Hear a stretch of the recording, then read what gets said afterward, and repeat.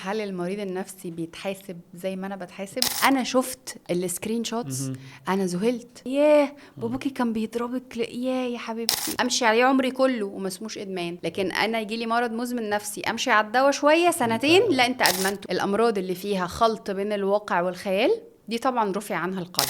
تعافيك ده مسؤوليتك الكاملة، وكل أذية بتقع على أي حد حواليك نتيجة تعبك من اللحظة دي مسؤوليتك الكاملة. الشمس الصبح قالت لي إن هيحصل انقلاب في السودان، أمن الدولة والمخابرات حاطين أجهزة تصنت في الحمام بتاع بيتي، كل القطط اللي انت شايفاها قطط في الشارع دي مش قطط، دول كلهم بني آدمين. ممكن تعمل دوكيومنتري عن حياة مريض فصام اللي هو ظهر عنده المرض وهو عنده 18 سنة وراح جايلي وهو عنده 40 سنة. مفيش أم تعيسة او غير سويه، يعني متعرضه لضغط نفسي بشكل ما، هتطلع اطفال اسود. لما نبتدي نعبي العيال ادرينالين، احنا بننشئ كده انكزايتي ماشيه في الدنيا.